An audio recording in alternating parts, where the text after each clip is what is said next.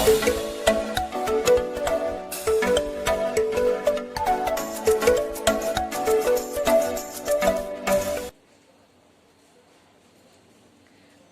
আলাইকুম। প্রবর্তক school and কলেজের অনলাইন ক্লাসে তোমাদেরকে জানাই শুভেচ্ছা। তোমাদের সাথে আছি আমি আইরিন সুলতানা। আমি পরিনীতি ও সুশাসন বিষয়ের প্রভাষক। আশা করি তোমরা সবাই আজকে অনলাইন ক্লাসটি ভালোভাবে শুনবে এবং বুঝতে চেষ্টা করবে। আজকে তোমাদের সাথে আমি যে বিষয়টি নিয়ে আলোচনা করব সেটি হলো মন্ত্রী মিশন পরিকল্পনা 1946। শিক্ষার্থীরা তোমরা মনোযোগ সহকারে শুনবে। দেখো, আমি এর আগে কিন্তু তোমাদের সাথে আলোচনা করেছি লাহোর প্রস্তাব এবং জিন্নাত দ্বিজাতি তত্ত্ব, সেই বিষয়টি নিয়ে আমি আলোচনা করেছিলাম। আজকে আলোচনা করছি মন্ত্রী মিশন পরিকল্পনা 1946, যেটির প্রেক্ষাপট বা পটভূমি সম্পর্কে আলোচনা করব এবং এর বৈশিষ্ট্য এবং এটি কেন ব্যর্থ হয়েছিল সেই বিষয়টি নিয়ে আমরা আজকে আলোচনা করব।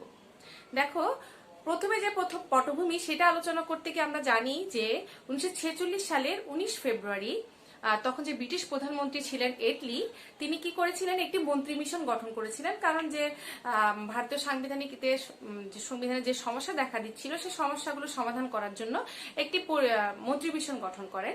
সেই মন্ত্রী মিশন এরা কিন্তু ভারতে আগমন করেন মার্চ মাসের দিকে, তারা ভারতে আগমন করেন এবং এর পরবর্তীতে যে যারা সদস্য ছিলেন ব্রিটিশদের মধ্যে, তাদের থেকে 3 জনকে নেওয়া হয়। সেই 3 জনকে নিয়ে একটি মন্ত্রী মিশন গঠন করা হয়। এই 3 জন সদস্যগুলো হলেন Sir Stafford Cripps, Lord Pethick Lawrence এবং এভি আলেকজান্ডার। এই 3 জনকে নিয়ে, এই 3 সদস্যকে নিয়ে গঠন করা হয় মন্ত্রী মিশন পরিকল্পনা, অর্থাৎ মন্ত্রী মিশন গঠন করা হয়। এবং এই 3 জন মন্ত্রী মিশনের যে সদস্য, তারা কি করেন, কংগ্রেস এবং মুসলিম লীগের নেতাদের সাথে বা যারা উপরি পর্যায়ে আছেন তাদের সাথে একটি আলোচনার ব্যবস্থা করেন, যেখানে বিভিন্ন মন্ত্রী মিশনরা এবং তাদেরকে নিয়ে একটা আলোচনা করবে, যে আলোচনার মধ্যে সমস্যাগুলো সমাধান কিভাবে করা যায় সেই বিষয়টি এখানে তুলে ধরার চেষ্টা করা হবে। কিন্তু মুসলিম লীগ এবং কংগ্রেসদের তাদের যে ভিতরে যে দাঙ্গা হাঙ্গামা, তাদের যে ক্রোধ, সেটার কারণে এক পর্যায়ে দেখা যায় কি এটা করা সম্ভব হয়নি।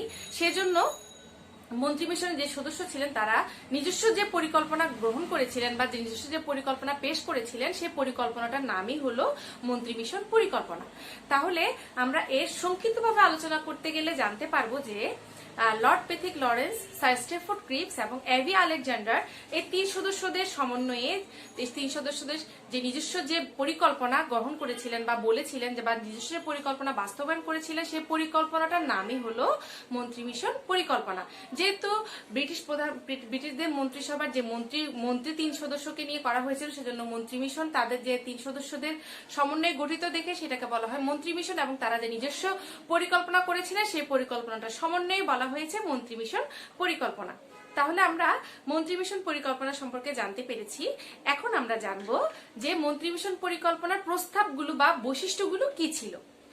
এই বৈশিষ্ট্যগুলো কিন্তু আবার দুইটি ভাগে ভাগ করা হয়েছিল। একটি হলো দীর্ঘমেয়াদী প্রস্তাব এবং স্বল্পমেয়াদী প্রস্তাব।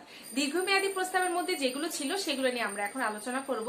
সেগুলোর মধ্যে প্রথম যেটি আছে সেটি হলো যে ভারতীয় ইউনিয়ন নামে সর্বভারতীয় যুক্তরাষ্ট্র গঠন, অর্থাৎ যে দেশীয় যে রাজ্যগুলো আছে এবং যে প্রদেশগুলো আছে সেগুলোকে ভারতীয় ইউনিয়ন নামে গঠন করে তাদের মধ্যে সর্বভারতীয় যুক্তরাষ্ট্র গঠন করতে হবে। হ্যাঁ, প্রথম যে প্রস্তাব করা হয়েছে দীর্ঘমেয়াদী প্রস্তাবের মধ্যে প্রথমটা ছিল ভারতীয় ইউনিয়ন নামে সর্বভারতীয় যুক্তরাষ্ট্র গঠন। দ্বিতীয়টি হলো প্রদেশগুলোর ক্ষমতা, অর্থাৎ যে প্রদেশগুলো নির্দিষ্ট করা হয়েছে সেই প্রদেশগুলোকে নিজস্ব যে ক্ষমতা, সেই ক্ষমতাটা প্রদান করে দিতে হবে। সেই ক্ষমতাগুলো কি কি? সেগুলো হলো প্রতিরক্ষা বিষয়ক ক্ষমতা, পররাষ্ট্র বিষয়ক ক্ষমতা, যোগাযোগ, তারপরে আছে শুল্ক, এইসব বিষয়ক ক্ষমতাগুলো প্রদেশগুলোকে দিয়ে দিতে হবে। ঠিক আছে, কেন্দ্রীয় যে ক্ষমতাগুলো সেগুলো দিয়ে দিতে হবে। তারপরে হলো শাসন ও আইন বিভাগের গঠন, অর্থাৎ যে প্রদেশগুলোকে ভারতীয় ইউনিয়ন নামে যে সর্বভারতীয় যুক্তরাষ্ট্র গঠন করা হয়েছে, যে দেশীয় রাজ্যগুলো আছে সেই রাজ্যগুলোকে এবং প্রদেশগুলোকে শাসন বিভাগ এবং আইন বিভাগ গঠন করার ক্ষমতাটা প্রদান করতে হবে। ঠিক আছে, তারপরটি হলো প্রদেশগুলো 3টি বিভাগে বিভক্তকরণ, অর্থাৎ যে প্রদেশগুলো করা হয়েছে সেই প্রদেশগুলোকে 3টি গ্রুপে বিভক্ত করে দিতে হবে। সেই গ্রুপগুলো কি কি? ক গ্রুপ, খ গ্রুপ এবং গ গ্রুপ। ক গ্রুপের মধ্যে কোনগুলো থাকবে? ক গ্রুপের মধ্যে থাকবে যেগুলো হিন্দু প্রধান দেশ হিন্দু প্রধান প্রদেশের মধ্যে যেগুলো আছে, যেমন মাদ্রাজ, তারপরে আছে যুক্তপ্রদেশ, উত্তরপ্রদেশ, তারপরে যে এই প্রদেশগুলো, এগুলো হলো যে হিন্দু প্রধান। এখানে এগুলো থাকবে ক গ্রুপে। খ গ্রুপে থাকবে হলো মুসলিম সংখ্যাগরিষ্ঠ যেগুলো আছে সেগুলো কি কি, সেগুলো হলো পাঞ্জাব, সিন্ধু এবং উত্তর পশ্চিম সীমান্ত প্রদেশ। আর কম মুসলিম সংখ্যাগরিষ্ঠ সংখ্যাগুলোকে নিয়ে হলো যে সেগুলো হলো যে গ গ্রুপ। গ গ্রুপের মধ্যে কি আসবে, বাংলা এবং আসাম, এগুলোকে গ গ্রুপে বিভক্ত করা হয়েছে। তাহলে আমরা ক, খ এবং গ গ্রুপ যে তিনটি বিভক্তকরণ করা হয়েছে সেগুলো সম্পর্কে আমরা জানতে পেরেছি। বইয়ের মধ্যে আরো ডিটেলস আকারে আছে, তোমরা পড়লে বুঝতে পারবে। আমি তোমাদেরকে বোঝানোর জন্য এবার ভাগে ভাগে বলে দিচ্ছি। তারপর হলো প্রাদেশিক স্বায়ত্তশাসন।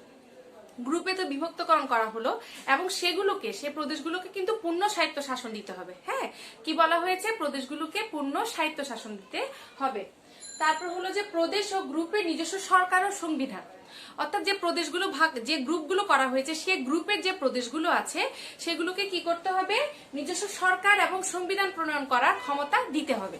শুধু গ্রুপ করে দিল, প্রদেশ করে দিল, ভাগ করে দিলে হবে না, তাদেরকেও কি বলা হয়েছে, নিজস্ব সরকার এবং সংবিধান প্রণয়ন করার ক্ষমতা দিতে হবে। তারপর হলো গ্রুপ থেকে বিচ্ছিন্ন হওয়ার স্বাধীনতা।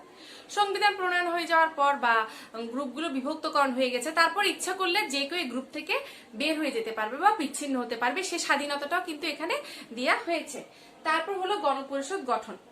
হ্যাঁ, সেটি কিরকম, এই যে গ্রুপ বিভক্তকরণ করা হলো, গ্রুপে তারা থাকা হলো এবং গ্রুপ বিভক্তকরণ হওয়ার পর এই গ্রুপ থেকে যে প্রতিনিধি আছে, প্রতিনিধি নিয়ে আলাদা করে গণপরিষদ গঠন করা যেতে পারে, সেটাও এখানে বলে দেওয়া হয়েছে। অর্থাৎ গ্রুপ থেকে প্রতিনিধি নিয়ে গণপরিষদ গঠন করা যেতে পারে। তাহলে আমরা দীর্ঘমেয়াদী প্রস্তাবগুলো সম্পর্কে জানতে পেরেছি। এখন আমরা জানবো স্বল্পমেয়াদী প্রস্তাব সম্পর্কে। স্বল্পমেয়াদী প্রস্তাবের মধ্যে প্রথমটি হলো অন্তর্বর্তীকালীন সরকার গঠন।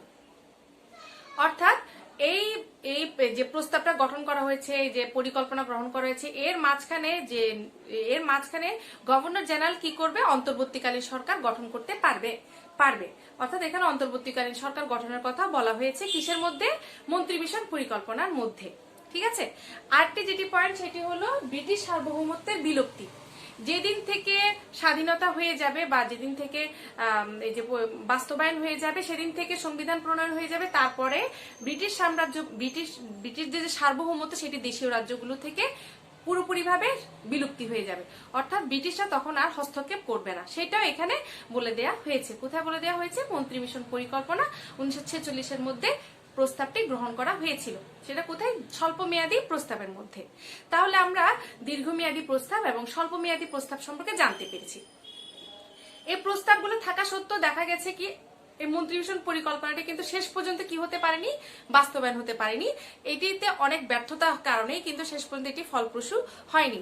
সেই ব্যর্থতাগুলো কি কি, এই যে বলা হয়েছে যে ওখানে কিন্তু বলে দেওয়া হয়েছে যে যারা যারা এই মন্ত্রিমিশন পরিকল্পনার এইসব বিষয়গুলো যারা যারা গ্রহণ করবে, শুধুমাত্র তারাই কি করবে, অন্তর্বর্তীকালীন সরকারও তারাই শুধুমাত্র কি করতে পারবে, অন্তর্বর্তীকালীন সরকার গঠন করতে পারবে। যেহেতু এখানে একটা পয়েন্ট বলা হয়েছে যে অন্তর্বর্তীকালীন সরকার গঠন, ঠিক আছে। তো এই অন্তর্বর্তীকালীন সরকার গঠন এবং এই যে ভারতীয় ইউনিয়ন নামে যে সর্বভারতীয় যুক্তরাষ্ট্র গঠন, এইসবের কারণে কিন্তু মুসলিম লীগ এক প্রকার সায় দিয়েছিল যে তারা অন্তর্বর্তীকালীন সরকার গঠন করবে। কিন্তু কংগ্রেস কিন্তু এই অন্তর্বর্তীকালীন সরকার গঠন এইসবের মধ্যে কি করতে পারেনি, কংগ্রেস মানে একমত পোষণ করতে পারেনি।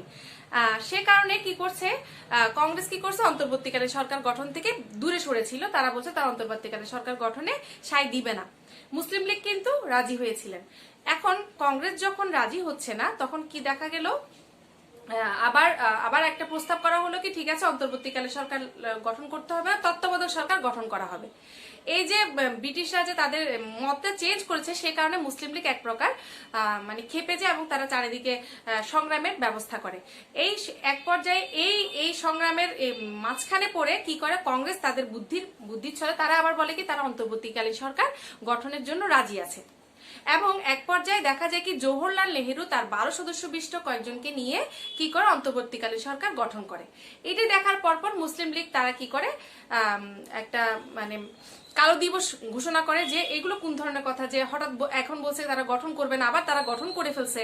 আবার ব্রিটিশরা তা বলছিল অন্তর্বর্তীকালীন সরকার গঠন করা হবে, কিন্তু দেখা গেল কি তারা আবার বলছে তত্ত্বাবধায়ক সরকার গঠন করতে চাচ্ছে।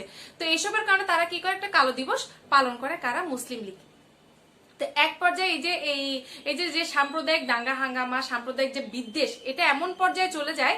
এবার দেখা যায় কি মুসলিম লীগও শেষ পর্যন্ত না পেরে কি করে, এই যে তারাও কি করে, একটা লিয়াকত আলী খানের নেতৃত্বে তারাও কি করে 5 জন সদস্যকে নিয়ে অন্তর্বর্তীকালীন সরকারের গঠনের জন্য সম্মতি প্রদান করে। এবার এই যে মুসলিম এবং কংগ্রেস এই দুটার সাম্প্রদায়িক যে দাঙ্গা হাঙ্গামার ভিতরে শেষ পর্যন্ত দেখা যায় কি এই যে মন্ত্রিমিশন পরিকল্পনাটি আর স্থায়িত্ব হতে পারেনি এবং শেষ পর্যন্ত এই মন্ত্রিমিশন পরিকল্পনাটি ব্যর্থ হয়।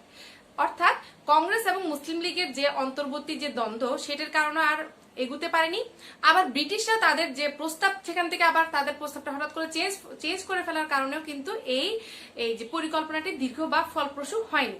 তাহলে আমরা জানতে পারলাম যে মন্ত্রিমিশন পরিকল্পনাটি কেন কি হয়েছিল, ব্যর্থ হয়েছিল। এটি কিন্তু ব্যর্থতা হওয়ার কারণগুলো আমি তোমাদের সাথে খুব সুন্দর করে আমি বুঝাতে চেষ্টা করতে চেয়েছি। আশা করি তোমরা বুঝতে পেরেছো। তাহলে আমরা আজকে এই শিখন ফলের মতো আমরা জানতে পারলাম যে মন্ত্রিমিশন পরিকল্পনা কত সালে হয়েছিল এবং মন্ত্রিমিশন পরিকল্পনার প্রস্তাবগুলো কি কি। হ্যাঁ, আমরা সেই সম্পর্কে জানতে পেরেছি এবং মন্ত্রিমিশন পরিকল্পনা কোন 3 জন সদস্যের সমন্বয়ে গঠিত হয়েছিল সেটাও আমরা জানতে পেরেছি। তারপরে আমরা জানতে পেরেছি যে দীর্ঘমেয়াদী প্রস্তাব এবং স্বল্পমেয়াদী প্রস্তাবগুলো জানতে পেরেছি। তার সাথে জানতে পেরেছি মন্ত্রিমিশন পরিকল্পনাটি কেন ব্যর্থ হয়েছিল। আশা করি শিক্ষার্থীরা তোমরা সবাই বুঝতে পেরেছো। আজ এই পর্যন্তই থাক। সবাই ভালো থাকবে, সুস্থ থাকবে। আল্লাহ হাফেজ।